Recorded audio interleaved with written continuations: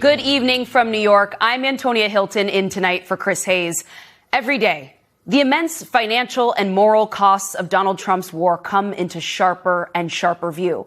All week long, we've been telling you about the saga of the USS Abraham Lincoln, one of the biggest symbols of American military might, whose 5,000 sailors and Marines are in crisis, at war, and at sea since last November. Their tour extended twice. No port calls, no land.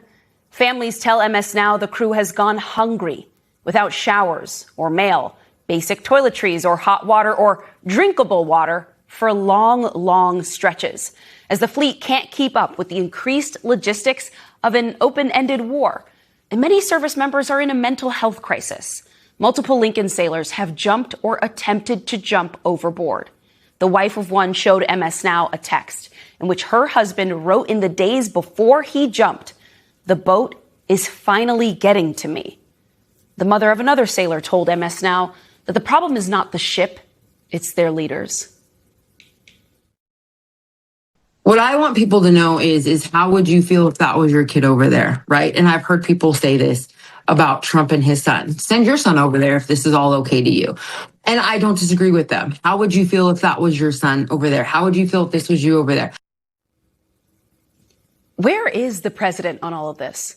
Yesterday, we heard from Secretary of Defense Pete Hegseth, who denied there were any problems on board the Lincoln, a claim directly undercut, by the way, by the fact the Navy prepared to redirect another aircraft carrier, the USS George Washington, from its station in the Pacific to relieve the Lincoln, a move that will then mean that the U.S. has no carriers left behind in the Pacific for the foreseeable future. So every choice, big and small, made by this administration in the midst of this war comes with a cost. Have those costs registered with Hegseth's boss, the commander-in-chief, though. Trump hasn't been as eager as usual to perform for reporters and the cameras in recent weeks. And perhaps that's because he gets questions about this war anytime he gets in front of a mic. Remember, people around him say that he's been getting bored with this war that he started. Earlier this week, he was telling Axios that he's, quote, low-keying it. But today on the tarmac, Trump stopped in front of the cameras to talk up the economy, and he could not avoid a reporter's questions about the USS Lincoln. I have a lot of things that are happening, a lot of good things. The economy is doing unbelievably from the standpoint of Wall Street. We have a record stock market. 401ks have set a new record. What else do I have to say? Family members of U.S. service members are concerned about the conditions on board the USS Lincoln. No, that ship is moving. No, they're not. That ship is moving right now, or very shortly, and it's being replaced with another very similar ship. Has the deployment gone on too long? Are you worried about the mental health concerns? Not nearly long enough. Thank you, everybody. Not nearly long enough, says the president. Hegseth indicating a military blockade of Iranian ports could go on indefinitely. The thing is, ships require maintenance. Munitions get depleted and destroyed. Sailors, human beings, need to go home. So you have to ask, does this president care about the costs? Or does he only care about getting something that resembles a win, or at least the fantasy version of a win that exists in his mind, which he shared on stage, by the way, at a political rally in Long Island today. And after we finish defeating Iran, which is being very badly defeated, pretty soon I'll be declaring the Hormuz Strait a territory of the United States. Pretty soon, until then, whenever that is, well, Trump has other priorities for now. Today, his Solicitor General made an emergency plea to the Supreme Court to let the Trump ballroom construction move forward in a filing that described the structure as an integrated military complex, vitally required by national security. It also cited a Trump post promising his ballroom would be, quote, one of the most beautiful of its kind anywhere in the country. More vital than, say, making sure the crew of the Abraham Lincoln has food and clean living quarters? Trump may not show much interest in the plight of his service members, but at some point, something has got to give. Because remember, the Iran war is only part of a much bigger picture. The The Trump administration is stretching the American military across the globe, asking them to do more, for longer, in more places, with fewer rules and constraints, with no need often for justification, from striking boats in the Caribbean and the Pacific to invading a sovereign country and kidnapping their president, all to dominate this hemisphere. Earlier this week, the State Department posted a 5-minute-long video praising the Monroe Doctrine with the tagline, "American dominance in the Western Hemisphere will never be questioned again." And the next day, Hegseth was publicly planning joint strikes on armed groups in Colombia. When trouble happens, like in Colombia or Venezuela, we're the first ones to show up. We're going to bring those beautiful Chinooks and C-17s chock full of experts and supplies, and that's what we've done in Colombia, and that's what we've done in Venezuela. But Colombia is going to be an incredible partner. There is a lot going on here, but perhaps this is what it looks and sounds like when your military is materially drained, but your leadership is completely morally unconstrained. And all the usual limiting mechanisms like your members of Congress, international law, they're at best an afterthought and aside as Trump plows ahead on a range of pursuits from the Persian Gulf to the Panama Canal and maybe soon Cuba. This administration is acting as though American military prowess has no physical or legal limits, even though our military, and more importantly, the people who comprise it, absolutely do. David Shulkin is a physician who served as Secretary of Veteran Affairs in the first Trump administration and is Undersecretary of Veterans Affairs for Health under President Obama. And he joins us now. Mr. Secretary, it's good to see you this evening. I want to begin with your broad take on what is happening to the thousands of service members aboard the USS Lincoln right now. Well, look, it's very difficult to watch this, and we all need to take this seriously. The conditions in which our men and women are serving not only on the U.S. Abraham Lincoln, 5,000 sailors, but frankly, 50,000 of our military are deployed in the contact zones and the conflict that's in the Middle East. All of them are experiencing a new type of warfare, the warfare of missiles and of drones. And that really is taking a toll on our military members. And these prolonged deployments are of significant concern. So we need to take this seriously. We need to get in there and make an assessment. And for those that are suffering, we need to be able to get them out of that area and get the help that they need. But action is definitely required. We also have frankly seen this before. In the Iraq and Afghanistan war, we know that 15 to 25% of those who served in those conflict areas come back and eventually will experience a behavioral health issue, and some of them extremely serious, leading to people taking their own lives.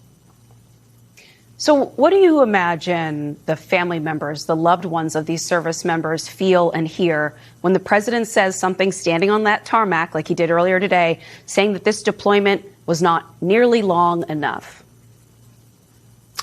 Yeah, when I listen to the family members and we hear from them, I really take that seriously. One of the things that you have to understand when a son or daughter, husband, wife, brother, sister are serving, it's really that whole family that's serving. And this type of concern for the family member is with people all day long. And I have spent lots of time with these family members. These are patriotic families that want to support their service member who is volunteering and sacrificing for the country, but they want to see them being safe and they don't want to see them suffering. So I think that hearing from these family members that are generally among the most supportive and patriotic of our missions, particularly overseas, when we hear them showing this type of concern, we need to take that seriously. I want you to take a listen to a White House spokesperson who spoke on Fox earlier about all of this because of the way in which this administration, chiefly the president himself and Hegseth, seem to just be brushing off, even at times outright denying what service members are coming forward and telling the press. Take a listen to this. Is the president concerned that these sailors and these ships are staying at sea far longer than they normally do? Well, John, I think this president cares about our United States military service members, our troops, more than everybody. Remember Joe Biden, who unfortunately shifted the focus on our away from our war fighters and onto these woke DEI policies. So you hear the spokesperson there going back to the Biden administration, bringing up DEI, which I don't think has anything to do with what's unfolding here and the needs of the service members and their families aboard this ship right now. Does this administration, does the Pentagon owe people a more direct answer about what they're going to do for them? Yeah. Well, I've had the privilege of talking directly to President Trump, to President Biden, to President Obama, and other presidents who have been commander-in-chief. And I have to tell you, I think almost to every single one of them does honor and respect and know the sacrifice of our men and women. But I do think that the White House needs to acknowledge the conditions and that we can be doing more to support our sailors and those who are in this conflict zone. And I think we heard that from the Secretary of the Navy, who came out and acknowledged some of the shortcomings and acknowledged that we need to be doing more. They are going to be sending more resilience counselors. They are sending a new aircraft carrier to try to relieve the U.S. Abraham Lincoln. And so it is important to be able to make sure that you're listening and hearing from those that are serving and making sure that you're acknowledging and acting in order to respond to what is a pretty serious situation. Yeah, it's an incredibly serious situation. And I want to push on one thing there. I understand you've spoken to all of these presidents and, Americans across the board, across the political spectrum have immense respect for the sacrifice that service members and their family members make. But I think people are wondering right now about this administration, just how seriously they do see that sacrifice when we've seen throughout the week them being unwilling to grapple with the gravity here, at times denying claims that service members were even attempting to jump overboard, something that numerous news outlets, including us here at MS Now, we've been able to talk to people and confirm that these mental health crises are real. And so I guess when you see this administration and their actions in recent days, do you get the sense that they just don't actually know the facts? They don't know the truth, and that's why they're having trouble acknowledging it? Or is there some sense in which they don't care? Yeah, I do think that this administration recognizes the seriousness, particularly of behavioral health issues, but I think that they're struggling with trying to acknowledge that publicly and wanting to show strength, especially to our enemies. But the most important thing that one can do to support our men and women and to keep that readiness and morale up there is to acknowledge and be transparent about not only what's going on and what's the current situation, but what are you going to do to respond to that? How are you going to be there to support? And I think that there is an opportunity for the administration to step up and to demonstrate that commitment, which I do believe is there.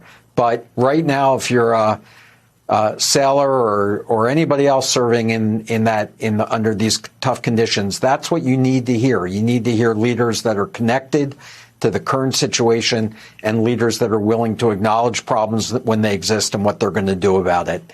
And I think all of this coverage is actually important to be able to get the American public to show that support as well.